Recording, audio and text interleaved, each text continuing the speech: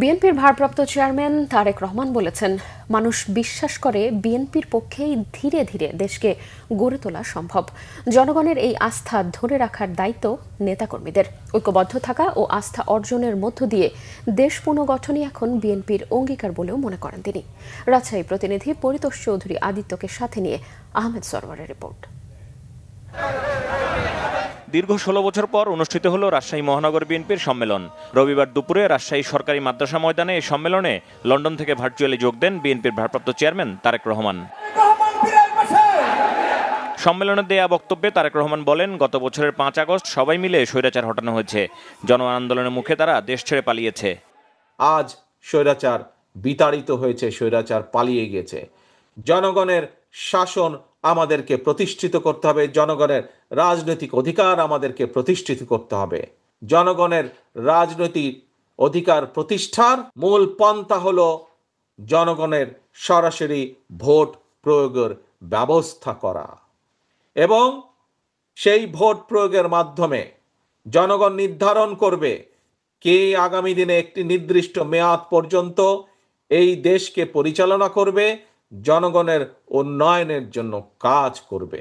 আমরা দেখছি অন্তর্বর্তীকালীন সরকার সেই পথে ধীরে ধীরে এগিয়ে যাচ্ছে। আমরা দৃঢ়ভাবে বিশ্বাস করি আগামী নির্বাচনে ইনশাল্লাহ দেশের অধিকাংশ জনগণের সমর্থন ধানের শীষ তথা বিএনপি পাবে।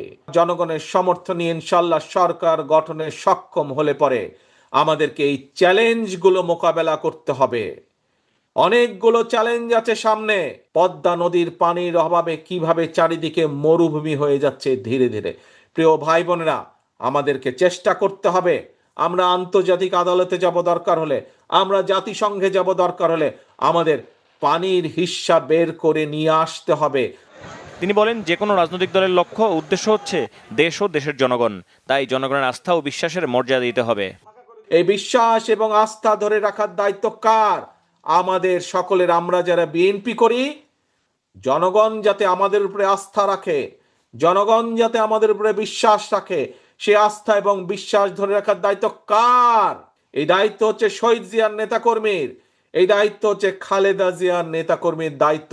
আমাদেরকে সেই আস্থা এবং বিশ্বাসকে মূল্যায়িত করতে হবে, এবং মূল্যায়ন করার একটি উপায় হচ্ছে দেশকে পুনর্গঠন করা। দেশকে পুনর্গঠনের মাধ্যমেই আমরা জনগণের আস্থা ধরে রাখব। কাজে আসুন, প্রতিজ্ঞা দুইটি: এক, ঐক্যবদ্ধ থাকা; দুই, আগামী দিনে ইনশাল্লাহ জনগণের আস্থা অর্জনের মাধ্যমে দেশ আমরা পুনর্গঠন করব। যে চ্যালেঞ্জ আছে সেই চ্যালেঞ্জগুলো আমরা মোকাবেলা করে দেশকে সামনে এগিয়ে নিয়ে যাব। ইনশাল্লাহ অতি শীঘ্র আপনাদের সামনে সামনাসামনি সরাসরি দেখা হবে। এর আগে সম্মেলনের উদ্বোধন করেন বিএনপি চেয়ারপারসনের উপদেষ্টা মিজানুর রহমান মিনু ও আব্দুস সালাম। আহমেদ সরওয়ার, বাংলা ভিশন, ঢাকা।